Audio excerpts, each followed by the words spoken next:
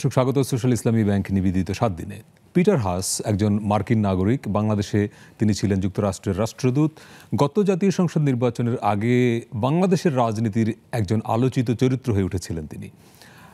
শুধু Peter Haas নন, আমরা দেখেছি এর আগেও বিভিন্ন সময় বাংলাদেশের জাতীয় নির্বাচনকে কেন্দ্র করে এরকম অনেক কূটনীতিক বা বিদেশি রাজনীতির পাদপ্রদীপে চলে আসেন। এবং এই সময়ের বাংলাদেশে দাঁড়িয়ে আমরা ভারত বাংলাদেশ যে সম্পর্ক, বিশেষ করে প্রধানমন্ত্রীর ভারত সফর শেষে নানা রকমের আলোচনা শুনছি, সোশ্যাল মিডিয়ায় নানা রকমের প্রতিক্রিয়া দেখছি। বড় দুটি দলের শীর্ষ নেতারা খুব খোলামেলা কথা বলছেন ভারত বাংলাদেশ সম্পর্ক ইস্যুতে। এবং বাংলাদেশের সঙ্গে সবচেয়ে ঘনিষ্ঠ সম্পর্ক যেসব দেশে, তার একটি হচ্ছে চীন, আমাদের উন্নয়ন সহযোগী। চীনও যখন নির্বাচন আসে তাদের কূটনীতিকরাও নানা রকম মন্তব্য করেন এবং আমাদের রাজনীতিবিদরাও সবসময় আমেরিকা, ভারত, চীন এই তিনটি বলয়ের মধ্যে কেন যেন ঘুরপাক খান। ফলে আজকে আমরা প্রশ্নের উত্তর খুঁজতে চাই যে বাংলাদেশের রাজনীতিতে ভারত, চীন এবং যুক্তরাষ্ট্র কেন এতটা ফ্যাক্টর, কেন একজন পিটার হাস প্রতীকী অর্থই যদি বলি যে বাংলাদেশের রাজনীতিতে ফ্যাক্টর হয়ে ওঠেন। এসব প্রশ্নের উত্তর খুঁজতে আমাদের সঙ্গে আছেন জাহাঙ্গীরনগর বিশ্ববিদ্যালয়ের অধ্যাপক, আন্তর্জাতিক বিশ্লেষক শাহাব এনাম খান, আপনাকে স্বাগত।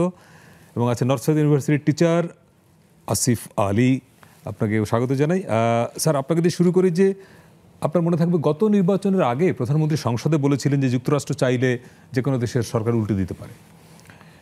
এবং আমরা দেখেছি প্রধান বিরোধী দল, যদি আমরা বলি সংসদ কি বলে, এখন সংসদে যদিও তারা প্রধান বিরোধী দল নয়, কিন্তু রাজনীতিতে তারা প্রধান বিরোধী দল। বিএনপির শীর্ষ নেতারা কিন্তু সবসময়ই এই অভিযোগটি করেন যে বাংলাদেশের সরকার ভারতের কাছে মুচলেকা দিয়ে ক্ষমতায় আছে। আবার শেখ হাসিনা বিভিন্ন সময় প্রধানমন্ত্রী বলেছেন যে বিএনপি মুচলেকা দিয়ে ক্ষমতায় এসেছিল। অর্থাৎ প্রশ্নটা হলো যে ভারত হোক, যুক্তরাষ্ট্র হোক, চীন হোক, এরা কি চাইলে একটা দেশের বা বাংলাদেশের সরকার কে হবে সেটি টিকটেট নির্ধারণ করতে পারে বা ফেলে দিতে পারে? ধন্যবাদ। প্রথম কথা হলো যে আপনার প্রশ্নটা খুব জটিল, এটাকে খুব সহজভাবে উত্তর দেওয়া যাবে না। আমি যদি প্রথম থেকে শুরু করি, দেখেন, মার্কিন যুক্তরাষ্ট্র এখনো পর্যন্ত সিঙ্গেল গ্লোবাল সুপার পাওয়ার বলতে আমরা যেটা বোঝাই, অনেকে বলবে চীন সহ হতে পারে, চীন, মার্কিন যুক্তরাষ্ট্র, কিন্তু মার্কিন যুক্তরাষ্ট্র একমাত্র সুপার পাওয়ার যার পৃথিবীর যে কোনো দেশে মিলিটারি ডিপ্লয় করার ক্ষমতা আছে। সেই সাথে তার ক্ষমতা আছে কিন্তু এখতিয়ার তো নাই। এখতিয়ারের প্রশ্নই এখানে ওঠে না। গ্লোবাল পলিটিক্সে এখতিয়ার বলে কিছু নেই, এখতিয়ার সাধারণত দুর্বল রাষ্ট্রের জন্য। আপনি যদি দেখেন ইসরায়েল প্যালেস্টাইন, এখতিয়ারের কোনো নামগন্ধই নাই। লিবিয়াকে অ্যাটাক করার সময়, ইরাককে অ্যাটাক করার সময়, সবসময়, ইভেন আপনি যদি দেখেন রোহিঙ্গা ক্রাইসিস হলেই সব দায়িত্ব পৃথিবীর শুধু দুইটা এন্টিটির, একটা হলো বাংলাদেশ সরকার আর একটা হলো রোহিঙ্গাদের। সব হিউম্যানিটেরিয়ান ল সব কিছু আমাদের উপরে, তাই না? এখানে ইন্টারেস্টিং পার্টটা হলো যে এখতিয়ার থাকুক বা না থাকুক, তার একমাত্র ক্যাপাসিটি আছে যার গ্লোবালি মিলিটারি।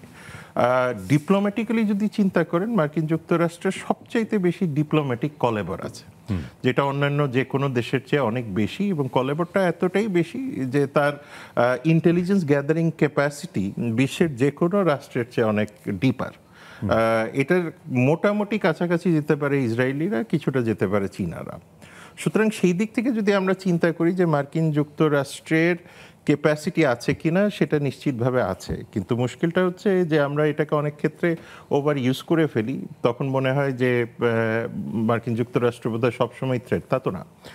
মার্কিন যুক্তরাষ্ট্রের যেটা জিও স্ট্র্যাটেজিক নেসেসিটি, সেই অনুযায়ী সে তার মতো চলবে। সুতরাং সেই জায়গাতে একটা দেখার বিষয় আছে যে বাংলাদেশের প্রতি তার ভূকৌশলগত গুরুত্ব এই মুহূর্তে কতটুকু। সেটাকে আমরা যত কিছুই বলি যে এটা সর্বোচ্চ গুরুত্ব, তার জন্য না। তার জন্য গুরুত্বপূর্ণ আছে হলো মিয়ানমার, যার জন্য সে বার্মা অ্যাক্ট করেছে, ইন্দো প্যাসিফিক, সেটাকে ভারত, চীনকে কেন্দ্র করে। সুতরাং বাংলাদেশ এগুলি প্রত্যেকটার মধ্যেই ফিট করে, কিন্তু বাংলাদেশ তার সেন্ট্রাল অবজেক্টিভ না।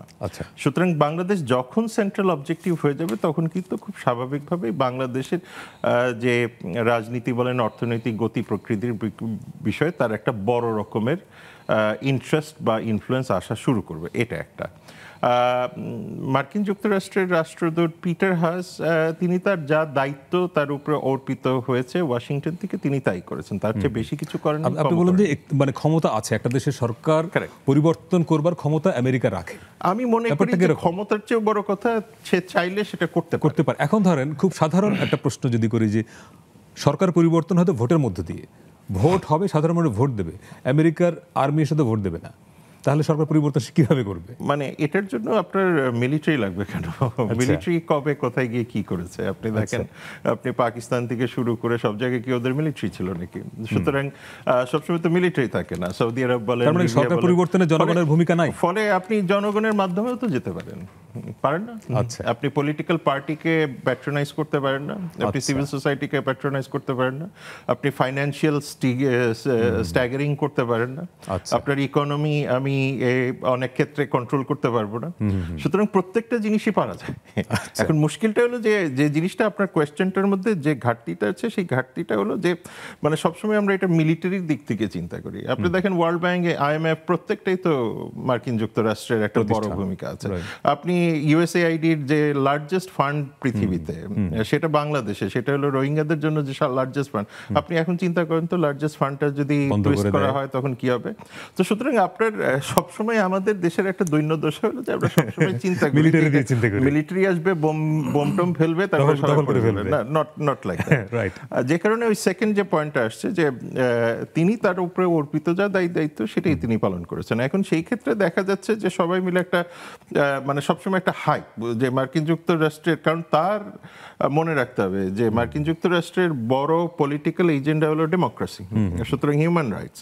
এখন সে কোন দেশের উপরে কিভাবে প্রয়োগ করছে সেটা আমার বিষয় না, আমার বিষয় হলো বাংলাদেশ। কারণ ইসরায়েলে তার কোনো হিউম্যান রাইটস নেই, ফিলিস্তিন ইসরায়েলি হিউম্যান রাইটস যে আমার উপরে তার এই জিনিসটা এসছে, সুতরাং আমাকে এখন এটাই ডিল করতে হবে। এখন যখন ইসরায়েলের উপরে সে মানে ডবল স্ট্যান্ডার্ড মেনটেন করছে, তাতে তো আমার কোনো লাভ হচ্ছে না। সুতরাং আমার সাথে বাইল্যাটারালি কি হচ্ছে সেটা আমাকে দেখতে হবে। সে কারণে যে প্রবলেমটা হয়ে যাচ্ছে যে তার যে পেরিয়ডিক দায়িত্ব, সেটাকে আমরা অনেক বেশি ভাবে আমার মনে হয় যে হাইপ আপ করে তুলেছি। এখন আসেন বিরোধী দলের ক্ষেত্রে কি হয়েছে। বিরোধী দলের ক্ষেত্রেও এই ক্ষেত্রে আমার মনে হয় একটা বড় রকমের দেউলিয়াতের জায়গা অন্তত পক্ষে দেখেছি সব পলিটিক্যাল পার্টির মধ্যে। একটু পরে আসি, আমি একটু ওই পিটার হাস থেকে আর একটু আসিফ আলীর কাছে যে আসিফ বিন আলী, আমরা এর আগে যেটা দেখেছি তত্ত্বাবধায়ক সরকার নিয়ে যখন তুমুল আন্দোলন হয় 96-এ, তখন কিন্তু স্যার 94-5 ওই আমলটায় স্যার নিনিয়ান এসেছিলেন। তখন স্যার নিনিয়ান রাজনীতিতে একটা বড় ক্যারেক্টার হয়ে উঠলেন এবং এবছরের নির্বাচনের আগে পিটার হাস একটা ফেনোমেনা হয়ে গেল। আমি এভাবে যদি বলি যে রাজনীতিতে কিছুদিন পর পর এই যে এক একজন বিদেশি কূটনীতিক প্রবণতা হয়ে ওঠেন, ফেনোমেনা হয়ে ওঠেন, এটার কারণটা কি? আপনি আরেকটা নাম বাদ দিয়ে দিয়েছেন, একটা হচ্ছে আনোয়ার চৌধুরী, যদি মনে থাকে, ব্রিটিশ হাই কমিশনের বাংলাদেশি বংশোদ্ভূত, এবং তিনি যখন বাংলাদেশের দায়িত্বে ছিলেন আমরা দেখতে পাই 9/11-এর মতন একটা ঘটনা, এবং অনেকেই মনে করে যে সেটার সাথে তিনি এবং অন্যান্য অনেকেই জড়িত ছিল, যা পরবর্তীতে আমাদের এখনকার যে পলিটিক্যাল টার্মোয়েল যদি আমরা বলি বা যেভাবেই আমরা দেখি না কেন, এইটার একটা এন্ট্রি পয়েন্ট কিন্তু 9/11। যদিও আপাত দৃষ্টি তখন মনে হয়েছিল যে 1/11 আপাত দৃষ্টি মনে হয়েছিল যে 1/11 একটা সলিউশন তখনকার পলিটিক্যাল স্ট্যাগনেশনের, কিন্তু 1/11-এর পরবর্তীতে যখন আমরা রাজনৈতিক এবং আমাদের যে ইলেকটোরাল সিস্টেম বিশ্লেষণ করি, তখন দেখবো যে ওটা আসলে সলিউশন না, ওইটা ছিল opening a new Pandora's box, যেটা এখন আমরা ডিল করছি। তো সেই জায়গা থেকে আসলে কি বাংলাদেশ, ধরেন আমাদের একটা মানে, আমি ডক্টর সাহেব আমার সাথে এগ্রি করবে কিনা জানি না, বাট আমাদের ক্ষেত্রে আমাদের একটা ইমাজিনেশনের লিমিটেশন রয়েছে। এই ইমাজিনেশনের লিমিটেশনটা কোথায় জানেন? সেটা হচ্ছে আমরা আমাদের পলিটিক্যাল প্রবলেমের সলিউশন খোঁজার জন্য নিজেদের ঘরের দিকে নজর দিতে চাই। আমরা খুব ইজিলি যেটা করতে চাই যে ঠিক আছে, আমার সক্ষমতা যাই থাকুক, আমার একটু এক্সটার্নাল কিছু হেল্প দরকার। এবং এইটা বাংলাদেশের বড় দুইটা পলিটিক্যাল পার্টি, তারা এই একটা জায়গায় একই রকম, শুধুমাত্র এটা তখন ব্যবহার করে যখন দরকার পড়ে, আর যখন নিজে ক্ষমতায় থাকে তখন সেই জিনিসটাকে তারা সমালোচনার চোখে দেখে। তো ওই জায়গা থেকে এটা তো একটা ব্যাপার। আরেকটা জিনিস কি, বাংলাদেশে আমাদের পথে ঘাটে আমরা সবাই ফরেন পলিসি বুঝি, আমরা সবাই হচ্ছে যে ইউএস এক্সপার্ট, আমরা সবাই হচ্ছে যে ইন্ডিয়া এক্সপার্ট, সবাই চায়না এক্সপার্ট। আমাদের এইখানের যে ইন্টেলেকচুয়াল সার্কেল, সেই সার্কেলে ফরেন পলিসি বোঝাপড়ার জন্য যে নানা রকম অ্যাঙ্গেল রয়েছে, আইআর এর অ্যাঙ্গেল, পলিটিক্যাল সায়েন্সের অ্যাঙ্গেল, মিডিয়ার অ্যাঙ্গেল, এইটা নিয়ে না কম্প্যাক্ট আলোচনাটা হয় না। এইটা আলোচনা না হওয়ার ফলে যে জিনিসটা ঘটে, আমাদের যে বিগার ন্যারেটিভ বিল্ডিং মানে যে স্পেসটা রয়েছে, সেখানে ব্ল্যাক অ্যান্ড হোয়াইটে চলে। পিটার হাস আওয়ামী লীগের সাথে নাকি বিএনপির সাথে, রাইট, আনোয়ার চৌধুরী বিএনপির সাথে নাকি আওয়ামী লীগের সাথে, বিকজ আমরা তো ব্ল্যাক অ্যান্ড হোয়াইটে চিন্তা করি, লার্জার পলিটিক্যাল মাস। কিন্তু এইখানে আমার মনে হয় যে আমাদের ইন্টেলেকচুয়ালদের একটা ব্যর্থতা আছে, কারণ আমরা যখন টকশোগুলোতে যাই, বিভিন্ন জায়গায় লিখি, আমরাও কিন্তু পাবলিক যেটা খেতে চায় রাইট, সেইটা লিখি, যেটা সহজ, ইনস্টেড অফ পাবলিককে গাইড করার ব্যাপারে। আচ্ছা, তুমি মনে করছো যে আমেরিকা বা ব্রিটেন এক দলকে ক্ষমতায় বসাবে বা ইন্ডিয়া আরেক দলকে, মানে গত নির্বাচনে যেটা ছিল যে আমেরিকা বোধহয় বিএনপিকে ক্ষমতায় বসিয়ে দিচ্ছে, ওই মানে যেটা একটা পারসেপশন তৈরি হয়ে গেল পাবলিকের মধ্যে, তাই না? এটা পারসেপশন যেটা হচ্ছে যে এই পারসেপশনটা কিন্তু নতুন না। হ্যাঁ, আমরা যদি গত 90 পরবর্তী সময়ের ইলেকশন, বিশেষ করে 2000 সাল থেকে 2024 সাল এই সময়কার যদি আপনি পলিটিক্যাল হিস্ট্রি দেখেন এবং বিশেষ করে ইলেকশনের সময়টা দেখেন, দেখবেন যে অটোমেটিক্যালি আমাদের মানে বিভিন্ন গ্রুপের নেতা নেত্রীদের, বিভিন্ন সিভিল সোসাইটির মেম্বারদের একটা সেন্টার হয়ে যায় কিন্তু গুলশানের অ্যাম্বাসি পাড়া। এইটা হওয়াটা ক্ষতির কিছু না। হ্যাঁ, সমস্যাটা হয় যখন আপনি এইটাকে কেন্দ্র করে আপনার পলিটিক্যাল প্ল্যানিং করেন। কারণ একটা রাজনৈতিক দলে, সেটা আওয়ামী লীগ হোক, বিএনপি হোক বা অন্য যে কোনো দল হোক, তার নিজের সক্ষমতা দিয়ে পলিটিক্যাল প্রবলেম সলভ করার জন্য চেষ্টা করতে হবে। ওইটা ফেল করতে পারে। 1 বছরে সলভ হবে না, 2 বছরে সলভ হবে, 5 বছরে, 50 বছরে। We are thinking about a country ভাই, যেটা হচ্ছে যে you are planning to build, যেটাতে আপনি শর্ট টার্মে একজন ইন্ডিভিজুয়ালকে কেন্দ্র করে বা একটা গ্রুপকে কেন্দ্র করে, মানে কেউ এসে আমাকে উদ্ধার করে দেবে, এই অ্যাপ্রোচটা কখনোই আমাদের জন্য উপকার হয় নাই। এবং এই জায়গাটাতে মানে আমি যতটুকু মনে করি যে 1/11 পরবর্তী সময় আমরা শিক্ষা নেইনি। 1/11 পরে আমাদের শিক্ষা নেওয়া উচিত ছিল। 1/11-তে আমাদের কাছে মনে হয়েছিল যে আমাদের পলিটিক্যাল প্রবলেম সলভ করে দিয়েছে। কোয়ার্সিভ এলিমেন্ট হিসেবে military backed, and then civil element হিসেবে ওয়ার্ল্ড ব্যাংক, IMF থেকে আসা লোকজন, এবং হচ্ছে যে আমাদের লোকাল সিভিল সোসাইটি, সব মিলায়। আলটিমেটলি আপনাকে একটা জিনিস মনে রাখতে হবে, politician are train to do politics, let them do the politics. I am train to teach in a class, so let me teach in the class. আমি যদি এখন পলিটিশিয়ানের কাছে গিয়ে মানে আমার জায়গাটা ছেড়ে দিয়ে ওইটা করতে যাই, তখন একটা মুশকিল হয়ে যায়। আমাদের এখানে এই যে মানে বর্ডার ক্রস করার যে প্রবণতা, প্রফেশনাল মানে কার কি কাজ, সেটা মোটেও আমাদের জন্য সুখকর না। তো আপনার প্রশ্নটার একটু সামারি করবো আমি এইভাবে যে দেখেন, বাংলাদেশ 50 বছর অতিক্রম করেছে, একটা ইয়াং নেশন স্টেট। যদিও এটা মানে এইটার যে যাত্রা এবং এটাকে যদি আত্মনির্ভরশীল হতে হয়, তখন আমাদেরকে একটা জায়গায় করতে হবে যে যদি আমাদের গণতন্ত্র দরকার হয়, সুশাসন দরকার হয়, এটা নিজে সংগ্রাম করে নিয়ে আসতে হবে। এখানে বিদেশিরা সহানুভূতি দেখাতে পারে, কিন্তু আমাদের উচিত হবে না ডেকে নিয়ে আসা। এটা আমাদের জন্য লং টার্মে ভালো কিছু মানে বয়ে আনবে না। কিন্তু অধ্যাপক শাহাব এনাম খান, কিন্তু এই তর্ক তো থামে নাই। এখন পর্যন্ত পিটার হাসের পরে যিনি আসছেন, এখন পর্যন্ত আমরা অ্যাক্টিভলি দেখি নাই, কিন্তু নিশ্চয়ই কোনো একটা যদি রাজনৈতিক সংকট তৈরি হয়, তখন আবার কিন্তু ওনারা আসবেন সামনে। তাহলে এই যে নিজেদের শেখা, নিজেদের সমস্যা নিজেরা সমাধান করতে চাওয়া, সেই চাওয়াটা পলিটিশিয়ানরা চায় কিনা? না, আসিফ একটা খুব ইম্পর্টেন্ট কথা বলেছে। দেখেন, আপনি বারবার বিদেশিদের ডেকে নিয়ে আসেন, সবকিছুতে একটা বিদেশি ফ্যাক্টর কাজ করে। আপনি দেখবেন যে সেটা বিরোধী দলের পলিটিক্স বলেন, তাদের লাগে, তারা মনে করে যে বিদেশিরা এসে সবকিছু সলভ করে দিয়ে যাবে, যেহেতু নিজেদের ক্যাপাসিটিটা নিয়ে যথেষ্ট প্রশ্ন উঠছে। এবং আমাদের সরকার দলীয়তেও দেখবেন যে তাদেরও বিদেশিদের লাগে, কারণ এক ধরনের কাউন্টার ন্যারেটিভ তৈরি করার জন্য। সুতরাং আমার কাছে মনে হয় এটা আমাদের মানে নির্ভেজাল ভাবে যদি আমি বলি যে দৈন্যদশা ছাড়া আর কিছু না। সুতরাং সেই জায়গাতে আমার মনে হয় যে খুব গুরুত্ব দেওয়া উচিত যে বাংলাদেশের যে একটা বিষয় আছে, বাংলাদেশ যে একটা রাষ্ট্র হিসেবে, স্বাধীন রাষ্ট্র হিসেবে যে একটা কনফিডেন্ট নেশন হচ্ছে, সেই ন্যারেটিভটা আমাদের লার্জলি মিসিং। আপনি দুই পলিটিক্যাল পার্টির মধ্যে দেখবেন নিজস্ব পার্টির বাইরে যদি আপনি কথা বলেন, তাইলেই কিন্তু আপনি মোটামুটি মানে যেটাকে আমরা বলবো যে আউট অফ দি লিগ হয়ে গেলেন। কারণ আপনার এই কনস্ট্রাকটিভ ক্রিটিসিজমের জায়গা নেই। ধরেন মার্কিন যুক্তরাষ্ট্র ক্রিটিসাইজ করেছে কি হিউম্যান রাইটস নিয়ে, আপনি তো ইমপ্রুভ করেছেন, তো স্বীকার করেছেন। তো করাপশন নিয়ে, করাপশন তো আপনি এখনো দেখেন পার্লামেন্টে যেই পরিমাণ করাপশন নিয়ে কথা হচ্ছে, মিডিয়াতে যেই পরিমাণ করাপশন নিয়ে কথা হচ্ছে, মার্কিন যুক্তরাষ্ট্র সেইগুলিই বলেছে।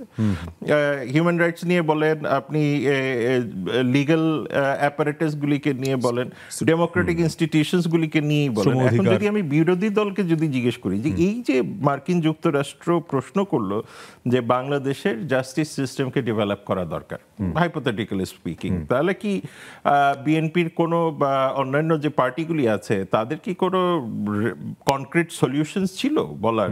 তারা ওইটাই বলছে, সেম বলছে যে এরা নষ্ট করে ফেলেছে, ওই করেছে, সেই করেছে, আমরা আসলে এটাকে ঠিক করবো। তো আপনি একটা সলিউশন দেন, মানুষের কাছে যান, মানুষকে এটা কনভিন্স করেন, মানুষ নিশ্চিতভাবেই নিবে। আবার আপনি দেখেন যে এই যে ইস্যুসগুলি এসছে, আপনার জিওপলিটিক্যাল ইস্যুসগুলি বারবার ঘুরে ফিরে আসছে, দেখবেন যে সারাক্ষণ। এবং এখন যে শব্দটি পরিষ্কার, এবং আমরা আজকে অনুষ্ঠানের শিরোনাম দিয়েছি দেশ বিক্রি করে দেওয়া, এবং সেই জায়গা থেকে আসবে একটা ছোট্ট বিরতি নিয়ে আসছে যে বিশেষ করে দেশ আসলে বিক্রি করা যায় কিনা। দর্শক ফিরছে একটা ছোট্ট বিরতি নিয়ে, সঙ্গে থাকবেন।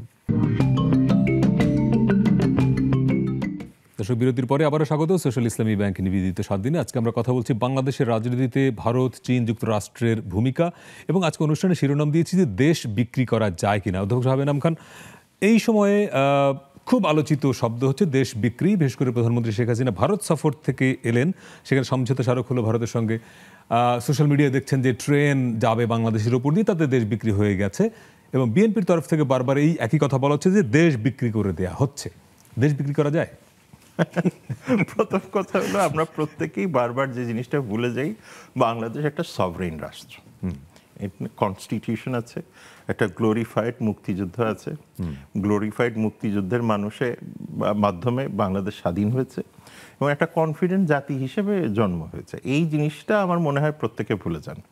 সুতরাং 1971 সালকে যদি আমি আন্ডারমাইন করতে চাই, তাহলে এই ধরনের কথাবার্তা আমি বলবো। এটা হলো 1 নাম্বার। 2 নাম্বার হলো 18 কোটি মানুষের দেশ, 17 বা 18 কোটি যেটাই আপনি বলেন না স্ট্যাটিস্টিক্যালি, তারা প্রত্যেকেই অর্থনীতিতে কোনো না কোনো রকম কোনোভাবে ভূমিকা রাখছে। বড় বড় কথাবার্তা না বলে সাধারণত তারা যেটা করছেন, যিনি রিক্সা চালাচ্ছেন তিনি বাংলাদেশের অর্থনীতিতে ভূমিকা রাখছেন, যিনি কৃষক তিনি রাখছেন, যিনি টেলিফোনের লাইনসম্যান তিনি রাখছেন, যাকেই বলেন না কেন, একটা ট্রাক চালাচ্ছেন যিনি, কন্ট্রাক্টর যিনি, স্কুলের ছাত্র, কলেজের ছাত্র, প্রত্যেকেই কোনো না কোনো ফর্মে ইকোনমিতে ভূমিকা রাখছে। তো আপনি দেশ বিক্রি করে দিলেই 17 কোটি মানুষ মেনে নিবে? এটা হলো 1 নাম্বার।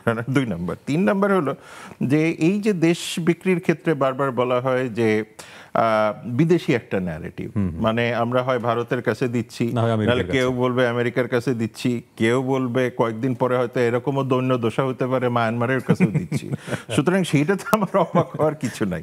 সেই কারণে আমার কাছে মনে হয় যে আমরা নিজেদের যে একটা স্বতন্ত্রতা আছে, তবে আমরা ডিবেট করতে পারি, বিতর্ক করতে পারি, যে কোনো বিষয়ে বিতর্ক করতে পারি। ভারতের সাথে পানি বিষয় নিয়ে বিতর্ক করতে পারি, একটা ডিসেন্ট থাকতে পারে।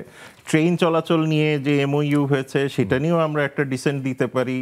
বিচিত্র রকমের বিষয় আছে সেগুলি নিয়ে, কিন্তু সেগুলি তো দেশ বিক্রি করা না। সেগুলি হলো আপনার দৈনন্দিন অর্থনীতি, দৈনন্দিন প্রতিবেশী বা বাইরের দেশের সাথে সম্পর্ক রক্ষা করা, কারণ আপনার বাণিজ্য ইন্টারেস্টও তো আছে, আপনার ইকোনমিক ইন্টারেস্ট। যেমন ধরেন, আমি আপনাকে সোজা ভাষায় বোঝাই যে চীনের অর্থায়নে আমরা অনেক প্রজেক্ট করেছি।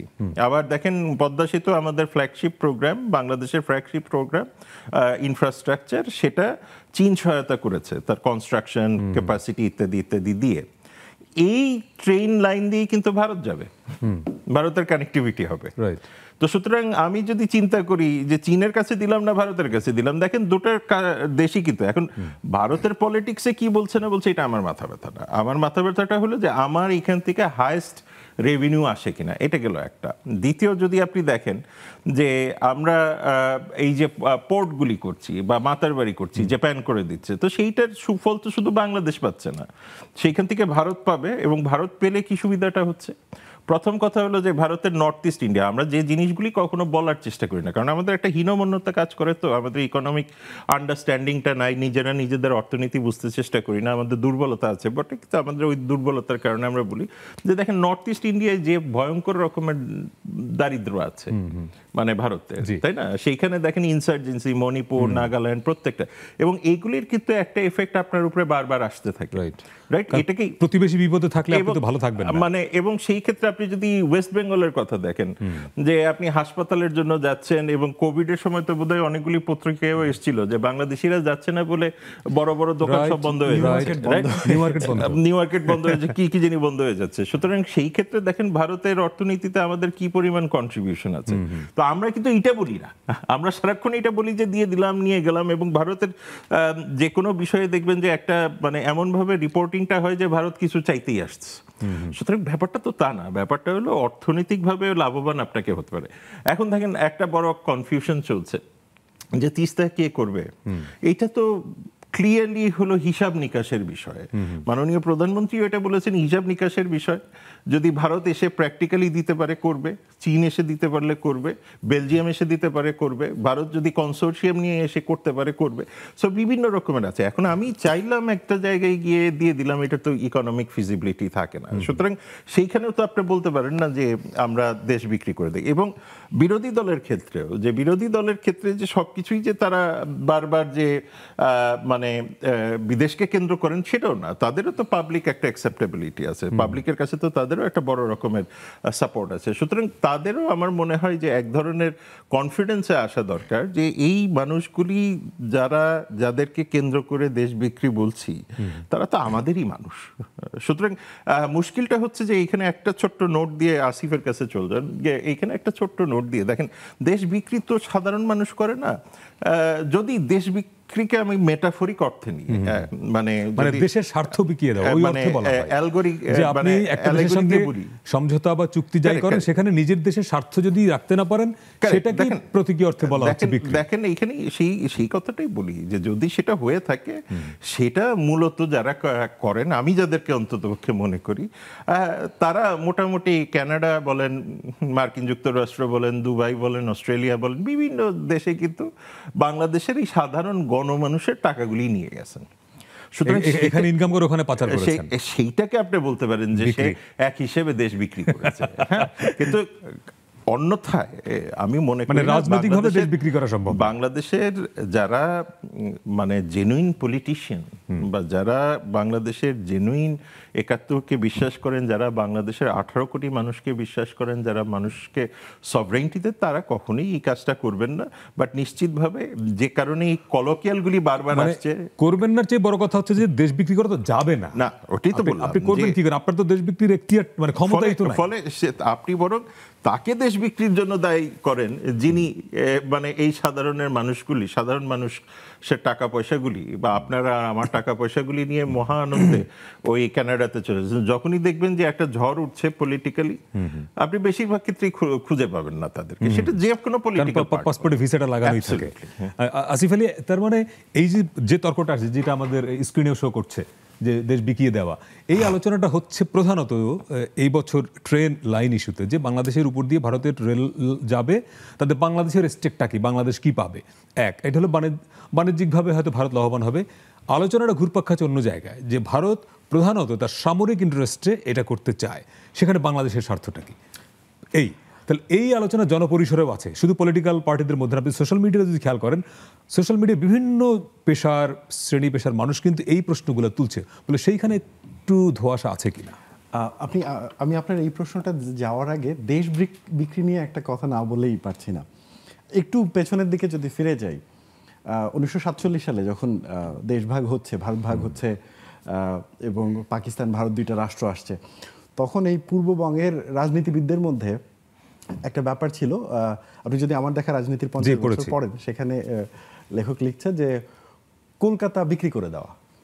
কলকাতা বিক্রি করে দেওয়া কেমন, যে মানে কথা হচ্ছে এরকম যে যদি কলকাতা প্রথমে মুসলমানরা আমাদের দিকে চেয়েছে, মানে পূর্ব বাংলার দিকে চেয়েছে, কিন্তু পরবর্তীতে আমাদের যে এখানকার মুসলমান নেতারা ছিল তাদেরকে বলা হয়েছে তোমরা যদি কলকাতা আমাদেরকে ছেড়ে দাও তাহলে তোমাদেরকে এত টাকা দেওয়া হবে, এবং এই টাকা দিয়ে বাংলাদেশকে নিউ ইয়র্ক বানানো যাবে। এবং আমরা পরবর্তী সময় কিছু পত্রপত্রিকার লেখাতেও দেখতে পাই যে তখনকার মুসলিম লীগের নেতারা এরকম বলছেন যে এই যে টাকা পয়সাগুলো আসবে, এগুলো দিয়ে আমরা বাংলাদেশকে নিউ ইয়র্ক বানাবো। এখন অবশ্য একটু ভিন্নভাবে সিঙ্গাপুর বানাই, নিউ ইয়র্ক আর বানাই না। তো পয়েন্ট হচ্ছে এই যে দেশ বিক্রি, এই ব্যাপারটা না একটা খুব সহজ একটা স্লোগান, দেশ বিক্রি যদি কেউ করে থাকে সে হচ্ছে পুলিশের সেই কর্মকর্তা যে 1,000 কোটি টাকা বাইরে পাচার করেছে। দেশ বিক্রি যদি কেউ করে থাকে সে হচ্ছে যে ধরেন সেই শিক্ষক যে ভুয়া পিএইচডি দিচ্ছে। দেশ বিক্রি যদি কেউ করে থাকে তাহলে সেই সাংবাদিক যে তার সাংবাদিকতার নাম পরিচয় ব্যবহার করে বিভিন্ন ঘটনা ধামাচাপা দেওয়ার জন্য কাজ করছে। তো দেশ বিক্রি যদি জেনুইনলি আপনি ভাবেন ওই দিক থেকে, রাজনৈতিকভাবে ওইভাবে আসলে দেশ বিক্রি করা যায় না। যদি করা যেত তাহলে এতদিনে বাংলাদেশ বহুবার বিক্রি হতো। হ্যাঁ, কারণ হচ্ছে যে একসময় বলা হয়েছে গ্যাস বিক্রি করে দেওয়া হয়েছে, একসময় বলা হয়েছে যে পোর্ট বিক্রি করে দেওয়া হয়েছে, একসময় বলা হয়েছে যে এখন রেল বিক্রি করে দেওয়া হচ্ছে।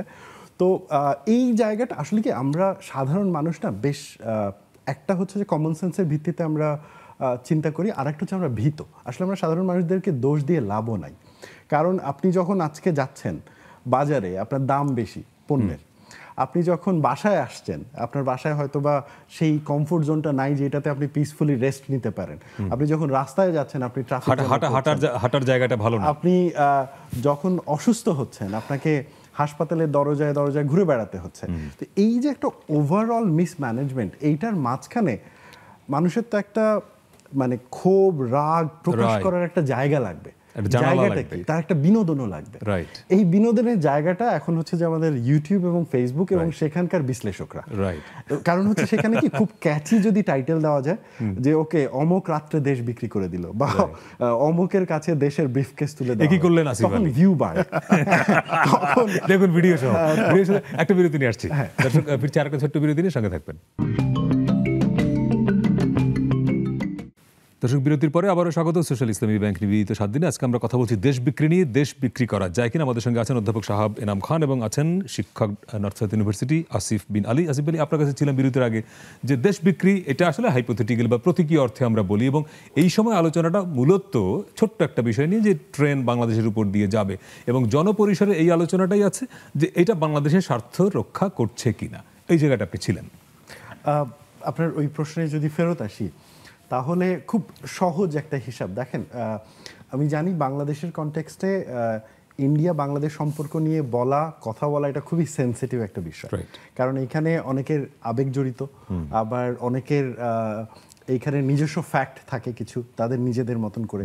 তো সেই জায়গা থেকে আপনি যদি চিন্তা করেন যে রেল কানেক্টিভিটির ব্যাপারটা নিয়ে কথাবার্তা হচ্ছে, এইটা নতুন না, এটা আগে ছিল। একটা সময় রেল কানেক্টিভিটি ছিল, মাঝখানে বন্ধ হয়ে গেছিল, এখন আবার ওই কানেক্টিভিটির দিকে এগোচ্ছে। এখন যেহেতু এগোচ্ছে, এখন ব্যাপারটা হচ্ছে যে আজ থেকে 30 বছর পরে বা 20 বছর পরে আমরা কি বাংলাদেশকে আরো ক্লোজ রাখবো, নাকি আরো আমরা মাল্টি ইনক্লুশনের দিকে যাব, আমরা আমাদের নেইবারের সাথে আরো সম্পর্ক এক্সপান্ড করার দিকে যাব। আরেকটা ব্যাপার, ট্রেনের ক্ষেত্রে যেটা বলা হচ্ছে এটা আপাতত মালামাল ক্রস করার জন্য তার যে 7 সিস্টার্স সেখানে বলা হচ্ছে। দেখেন 7 সিস্টার্স এইটা যথেষ্ট গরিব একটা এরিয়া। ওই যে জায়গাটার কথা বলছে, আমি নিজে ওইখানে গেছি, আমি ঘুরে দেখেছি, এবং আপনি যদি ওইখানে যান এটা যথেষ্টই মেইনল্যান্ড ইন্ডিয়ার থেকে অনেকটা পিছিয়ে পড়া। তো ওই জায়গাটাতে আমরা কেন শুধু এরকম ভাবছি যে আমাদের কাছ থেকে নিয়ে যাচ্ছে, আমাদের তো এখন ভাবা উচিত যে আমরা কিভাবে ওই জায়গাতে গিয়ে বিজনেস করব।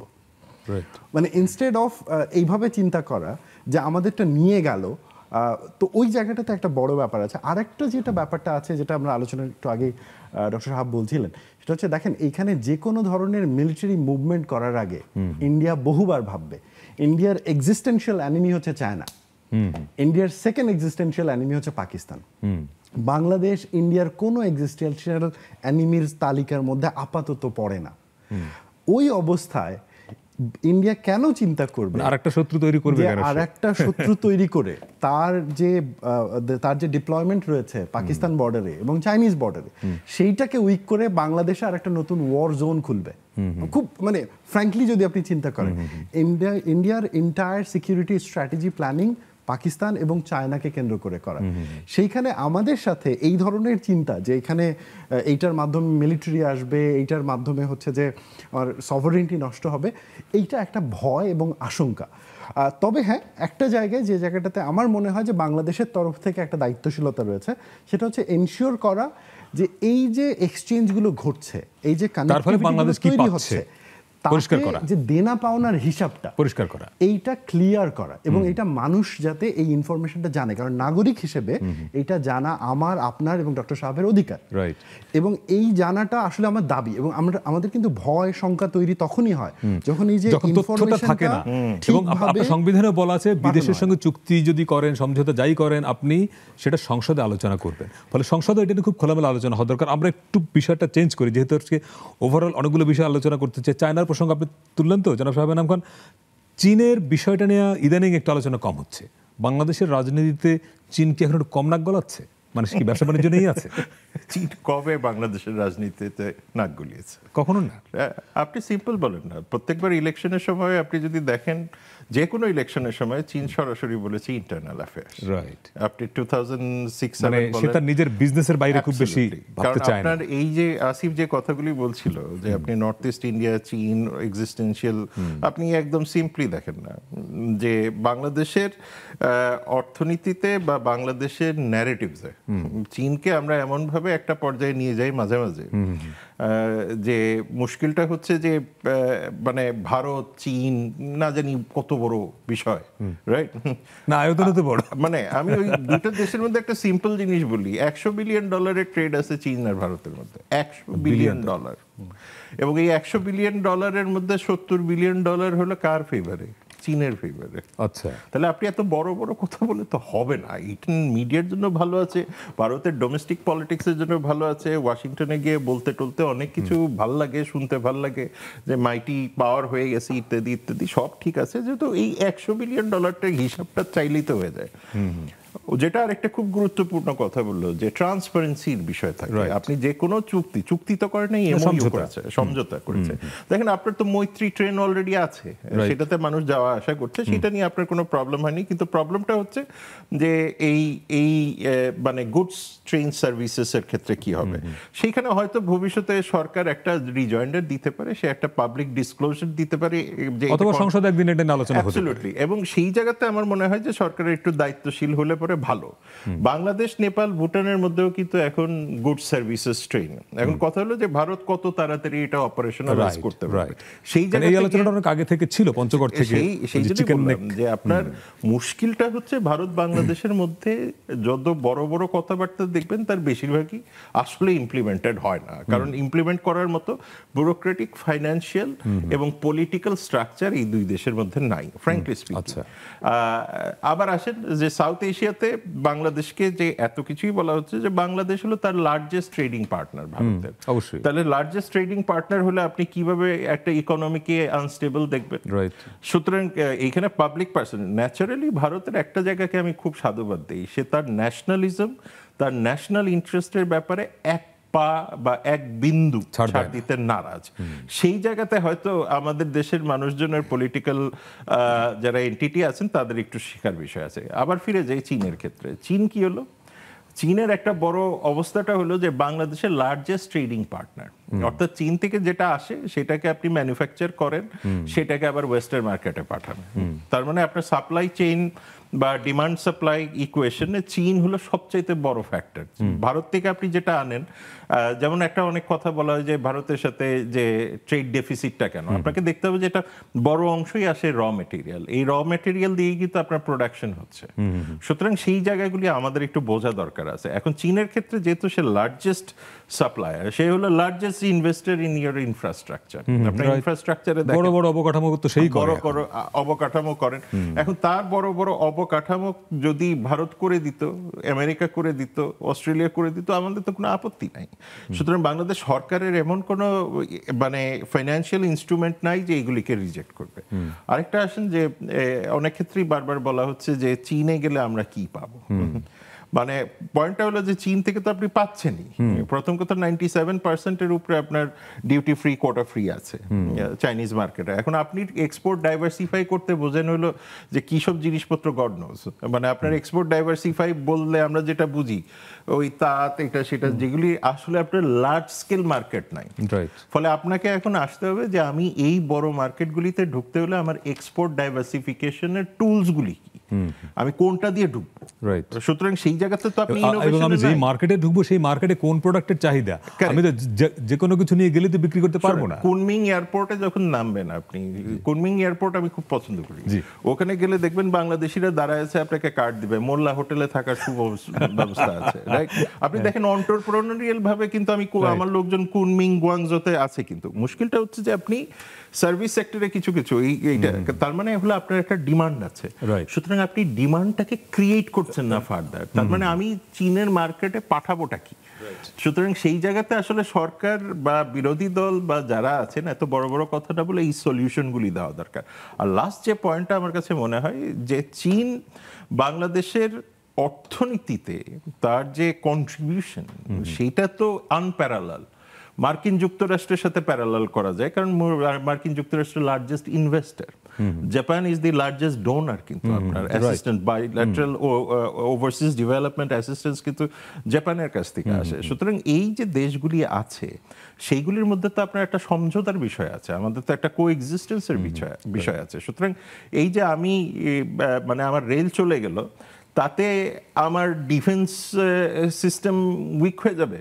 তো আপনার কি মনে হয় না যে এইটার স্ক্রুটিনি চীনের কাছে আছে, পাকিস্তানের কাছে আছে, নেপালের কাছে আছে, আমেরিকার কাছে আছে, বা আমাদের নিজেদের আর্ম ফোর্সেসকে তো আমরা এখানে টানছি না, সুতরাং তাদের কাছে আছে। সুতরাং এত সোজা না একটা ডিফেন্স, মানে এবং সেই কারণে ভারত থেকেও যদি কেউ বলে থাকেন যে এইটা দিয়ে আমরা একটু ডিফেন্স ইকুইপমেন্টস নিয়ে যাব, রাইট, সেটা বলতেই পারে, পাগল তো অনেক কথাই বলে। তো সুতরাং সেই জায়গাতে আমার কাছে মনে হয় না যে শঙ্কার কিছু আছে। শঙ্কার যে জায়গাটা সেটা হলো যখন আপনি ট্রান্সপারেন্সিতে যান না, রাইট। এবং আমি মনে করি যে একটা বার্তা সরকারের কাছে সবসময় থাকা উচিত যে চীন বা ভারতের সাথে যেহেতু দুটো দেশই বাংলাদেশের মানুষের সাথে ওতপ্রোতভাবে জড়িত, সেখানে যেহেতু কনফিউশন, মিসপারসেপশন, মিস ইনফরমেশনের পসিবিলিটি ভেরি হাই, সেই জায়গাতে গিয়ে সরকার যতটা পারেন ততটা ট্রান্সপারেন্টলি মানুষের কাছে তুলে ধরা। তার ট্যাক্স কি হবে, ফিস কি হবে, শুল্ক কি হবে। আরেকটা বিরতি নিয়ে দর্শক ফিরছে, আরেকটা ছোট্ট বিরতি নিয়ে সঙ্গে থাকবেন। দর্শক বিরতির পরে আবারও স্বাগত সোশ্যাল ইসলামী ব্যাংক নিবেদিত 7 দিনে। আজকে আমরা কথা বলছি দেশ বিক্রি বা বাংলাদেশের রাজনীতিতে বিদেশ ফ্যাক্টর নিয়ে। আমাদের সঙ্গে আছেন অধ্যাপক শাহাব এনাম খান এবং নর্থ সাউথ ইউনিভার্সিটির শিক্ষক আসিফ বিন আলী। স্যার, আমরা শুরুটা করেছিলাম আমেরিকা দিয়ে এবং শেষ পার্টে এসে আমেরিকায় একটু ঢুকতে চাই। গত জাতীয় সংসদ নির্বাচনের আগে আমেরিকা যেভাবে রাজনীতিতে আলোচিত ছিল, নির্বাচনের পরে সেইভাবেই কিন্তু এখন আলোচনায় কম। বাংলাদেশের নতুন সরকার আসার পরে আমেরিকার বাংলাদেশের প্রতি তার যে দৃষ্টিভঙ্গি বা তার যে এজেন্ডা, আপনি যেটা বলছিলেন যে আমেরিকার যা ফরেন পলিসি, পিটার হাস সেটারই আসলে এখানে রোল প্লে করেছেন। এখন এই মুহূর্তে আমেরিকার ইন্টারেস্টটা কি, সেটা কি বোঝা যায়? হ্যাঁ, অ্যাবসলিউটলি। কখনোই মার্কিন যুক্তরাষ্ট্র ইলেকশনের আগে বলে নাই যে বাংলাদেশের সাথে সে ইলেকশন নিয়ে তার ডিসপিউট হলে সম্পর্ক ছেদ করবে, কোনোদিনও বলে নাই। সে সবসময় বলেছে যে গণতন্ত্র বিষয়ক আলাপ আলোচনা করো, ডিসকাশনের মধ্যে যাক, এবং সেই ক্ষেত্রে একটা পার্টিসিপেটরি ইলেকশন হোক। এখন নভেম্বরের পরে তো এটা ক্লিয়ার হয়ে গেছে যে পার্টিসিপেটরি ইলেকশন হচ্ছে না। সুতরাং সেই জায়গাতে মার্কিন যুক্তরাষ্ট্রের কি করা আছে? তারা কি বিএনপিকে যে বলবে যে এখন আসো ইলেকশন করে? তো ফ্যাক্টরটা হলো যে কারণে আমার প্রবলেমটা হয়েছে এই জায়গাতে, যে মার্কিন যুক্তরাষ্ট্রের সদিচ্ছা থাকা সত্ত্বেও সেই সদিচ্ছার প্রতিফলন বিরোধী দলই করতে পারে নাই। এখন সরকারি দল কখনো কি চাবে যে মানে এটা পৃথিবীর কোন দেশে হয়? সেটা মার্কিন যুক্তরাষ্ট্র জো বাইডেন বলবে যে আমি বয়স হয়ে গেছি, এখন বাইডেন ট্রাম্প তুমি আসো, হয় না তো। সুতরাং politics is all about national interest, on interest, political interest and everything. সুতরাং সেইটা থেকে কেউ আসবে না, পলিটিক্সকে পলিটিক্স দিয়ে কাউন্টার করতে হবে। এখন সেইখানে আসেন তো তার মানে কি মার্কিন যুক্তরাষ্ট্র কোনোদিনও বলে নাই। ইনফ্যাক্ট আপনি দেখেন যেই বছর এই প্রবলেমগুলি চলছিল সেই বছরে কিন্তু মার্কিন যুক্তরাষ্ট্রে ছাত্র ভিসার সংখ্যা অনেক বেশি হয়ে গেছিল। সুতরাং আপনি দেখেন গত 10 বছরে কি পরিমাণ ছাত্রী বাংলাদেশ থেকে মার্কিন যুক্তরাষ্ট্রে পড়তে গেছে। মার্কিন যুক্তরাষ্ট্র কি কখনো বলেছে যে ইউএসএআইডির ফাইন্যান্স কমিয়ে দিবে বা কোনো কিছু করবে? কখনো বলেনি। যে জিনিসটা তারা সবসময় ইন্ডিকেট করেছে যে পলিটিক্যালি যদি ডিজাস্টার্স কোনো সিচুয়েশন হয় সেই ক্ষেত্রে তারা একটা পজিশন নেবে। তো সেই রকম ঘটনা তো ঘটেনি। সুতরাং বাংলাদেশের মানুষজন যে কোনো ফরম্যাটে হোক ইলেকশনটা হয়েছে, সেই ইলেকশনটা ডেলিভারি হয়েছে এবং মার্কিন যুক্তরাষ্ট্র সেটা মেনে নিয়েছে। এখন সেই কারণে কি হলো, মার্কিন যুক্তরাষ্ট্রের যে কন্টিনিউইটি ছিল ইকোনমিক রিলেশনশিপ, এখন কোয়েশ্চেনটা হলো যে ইকোনমিক রিলেশনশিপ সে আরো বাড়াতে চায়, কিন্তু তার বরাবরই ইস্যু আছে ট্রান্সপারেন্ট জুডিশিয়াল, শ্রম অধিকার আছে, শ্রম অধিকার নিয়ে কথা বলছে, অ্যাকাউন্টেবিলিটি নিয়ে কথা বলছে। আমরা ফটফট করে অনেক কিছু বলে দিই, আপনার সবচেয়ে বড় গার্মেন্টসের বাজার তো মার্কিন যুক্তরাষ্ট্র, সুতরাং সেই সব চিন্তা ভাবনা না করে আমরা অনেক কিছুই বলি। এখন আমি যেটা বারবার বলে আসছি, ইলেকশনের আগেও বারবার কথাটা বলছিলাম যে মার্কিন যুক্তরাষ্ট্রের তো একটা বড় ইন্টারেস্ট আছে গার্মেন্টস, অর্থাৎ $5 জামা যদি সে $25 বিক্রি করতে পারে, সেইটা যদি স্টেট ডিপার্টমেন্টও এসে বলে যে না আমি বাংলাদেশের সাথে সম্পর্ক ছেদ করব, বিজনেস এন্টারপ্রাইজ দিবে না, কমার্স দিবে না, ট্রেড দিবে না, সুতরাং এত সোজা না। সে কারণে বলেছে যে যারা ইলেকটোরাল প্রসেসকে হিন্ডার করবে তাদেরকে তারা অ্যাকাউন্টেবিলিটিতে আনবে। তো দ্যাটস ফাইন, যে কোনো দেশের ক্ষেত্রেই তারা করতে পারে, আমরাও করতে পারি। এখন আমরা কাদের ক্ষেত্রে করবো এটা হলো কোয়েশ্চেন।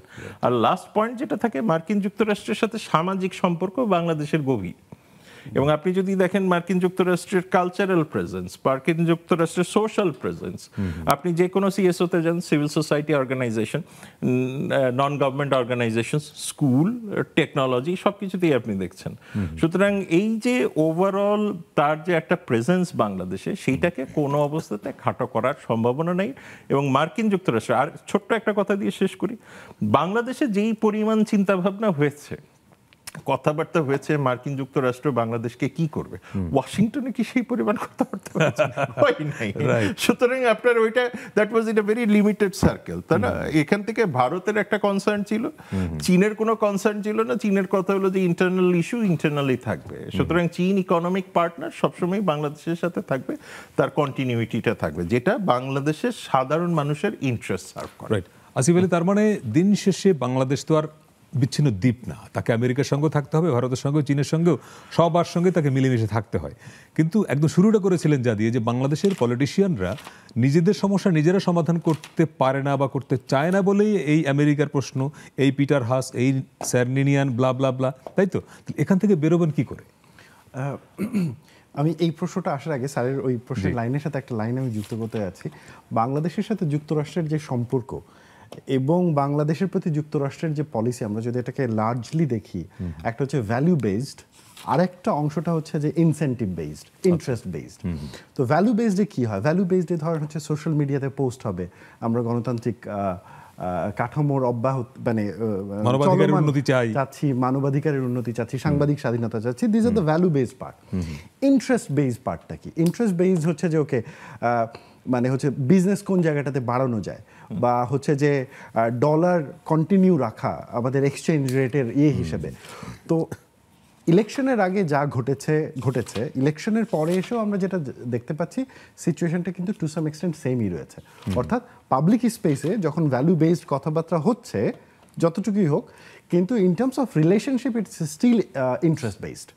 সো এই জিনিসটা, এই যে সহজ একটা ইকুয়েশনটা, এইটা আমার ধারণা আমাদের দেশের সাধারণ মানুষের কথা পরে বলে আমাদের রাজনীতিবিদদেরকে বুঝতে হবে যে দেখো, ভ্যালু বেসডে আমার সাথে বসে চা খেয়ে আমার মানবাধিকারের কথা যতই বলুক, সেটা part of his diplomacy, but at the same time আমার সাথে তার যে গার্মেন্টসের ডিল, কিংবা আমার সাথে তার যে হচ্ছে যে ইন্দো প্যাসিফিক স্ট্র্যাটেজিতে নিয়ে যাওয়ার যে প্ল্যান, অথবা হচ্ছে যে কোনো পোর্টের ক্ষেত্রে আমাদের যে সুযোগ সুবিধা দেওয়ার যে প্ল্যান, বা আমাদের মিলিটারিকে সরঞ্জাম প্রোভাইড করার যে প্ল্যান, এটা অ্যাজ ইউজুয়াল সরঞ্জাম প্রোভাইড করা হবে, অস্ত্র বেচা আর কি। তো আপনি যেভাবেই ওটা বলতে চান, তো এখন এইটা থেকে ওয়ে আউট, এবার আসি আপনার প্রশ্নে ওইটার সাথে লিঙ্ক ধরে, সেটা হচ্ছে আমাদের ওয়ে আউট একটা হচ্ছে এডুকেশন। হ্যাঁ, আমাদের এডুকেশনকে বাড়াতে হবে। মানে দেখেন, শর্ট টার্ম সলিউশন অনেক কিছু বলা যায়। শর্ট টার্মে বলা যায় যে আমরা অনেকগুলো টক শো করবো, অনেকগুলো পত্রিকা আর্টিকেল লেখা হবে, তারপরে মন্ত্রী বিবৃতি দিবে, প্রধানমন্ত্রী বিবৃতি দিবে, দিবে। কিন্তু যদি না দেখেন, আপনি যদি পুরো সিস্টেমটাকে চিন্তা করেন, একটা স্টুডেন্ট, একটা বাচ্চা, সে এই মানে মার্কেটে আসার আগে সে বিশ্ববিদ্যালয়ের মধ্য দিয়ে আসে, এবং বিশ্ববিদ্যালয়ে তাকে আসলে মার্কেটের জন্য রেডি করে তারপরে পাঠাচ্ছে। এই জায়গাটাতে এডুকেশনের ইমপ্রুভ ঘটাতে হবে। আপনি যদি এডুকেশনের ইমপ্রুভ ওভার দ্য টাইম ঘটান, তাহলে যে জিনিসটা ঘটবে, এইটা আপনার যে ন্যারেটিভ বিল্ডিংয়ের জায়গাটাতে গ্র্যাজুয়ালি ইমপ্রুভ করবে, আপনার পলিটিক্সের কোয়ালিটি ইমপ্রুভ করবে, আপনার সাংবাদিকতার কোয়ালিটি ইমপ্রুভ করবে, টিচিংয়ের কোয়ালিটি ইমপ্রুভ করবে। It's a long term plan. আমাদের সমস্যাটা হচ্ছে আমরা সবসময় পঞ্চবার্ষিকী নিয়ে ব্যস্ত। 50 বছরে আমার দেশ কোন জায়গায় যাবে, মানে অ্যাডহক সলিউশন খুঁজি আর কি। আমরা ওইটাতে যেতে চাচ্ছি না। তো আমি লাস্ট পয়েন্ট হিসেবে যেটা বলতে চাইবো যে আমাদের মুক্তি আপাতত সহজ না। হ্যাঁ, যদি কেউ মনে করে থাকি যে আগামী ইলেকশন আসতে আসতে আমরা খুব ম্যাচিওর হয়ে যাব, it's not going to happen. আগামী ইলেকশনে সেম জিনিস ঘটবে, তখন আরেকজন আসবে, আরেকজন আনোয়ার আসবে, বা আরেকজন পিটার হাস আসবে, বা মানে আমাদের দিক থেকে আরেকজন মোমেন সাহেব আসবেন, পররাষ্ট্রমন্ত্রী। হ্যাঁ, তো এটা আগামী ইলেকশনে হবে না, আমি জানি না তার পরে ইলেকশনেও কি হবে। তবে হ্যাঁ, যদি আমাদের রাজনৈতিক সদিচ্ছা থাকে এবং তারা যদি জেনুইনলি সিস্টেমগুলোকে ফাংশন করতে দেন এবং ট্রান্সপারেন্সি মেনটেন করার একটা চেষ্টা করেন পার্টি লেভেলে এবং স্টেট লেভেলে, হয়তোবা আজ থেকে 20 বা 30 বছর পরে আমরা যে বাংলাদেশে বসবাস করব, সেই বাংলাদেশে আমাদেরকে ভাবতে হবে না যে দেশ বিক্রি হয়ে গেল বা স্বাধীনতা বিক্রি হয়ে গেল। সেই বাংলাদেশে হয়তো আমরা ভাবতে পারবো, কিন্তু সেই পরিবর্তনের সূচনাটা হওয়া দরকার। মানে সেই পরিবর্তনে আমরা ভাবতে পারবো যে সম্মানের সাথে আমরা কাঁধে কাঁধ মিলিয়ে বিশ্বের সাথে কাজ করতে পারবো, এবং তার যে আউটকাম সম্পদ সেইটা ইকুয়ালি আমার সোসাইটিতে ডিস্ট্রিবিউট হবে, আমার দেশের মানুষ ভালো থাকবে। অনেক অনেক ধন্যবাদ আসিফ আলী, অধ্যাপক শাহাব আলম খান। দর্শক, এই ছিল আমাদের আজকের 7 দিন। আমরা যদি প্রত্যাশা করি যে দেশ বিক্রি করা তো এত সহজ না, এবং দেশ বিক্রি করা যায় না লিটারেলি, কিন্তু ভারতের সঙ্গে বা অন্য যে কোনো দেশের সঙ্গে সমঝোতা চুক্তি যাই হোক না কেন, জনগণের মধ্যে কোনো ধরনের সন্দেহ সংশয় তৈরি না হয়, সেজন্য এই বিষয়গুলো নিয়ে খুব খোলামেলা সংসদে আলোচনা হওয়া উচিত। ভালো থাকবেন।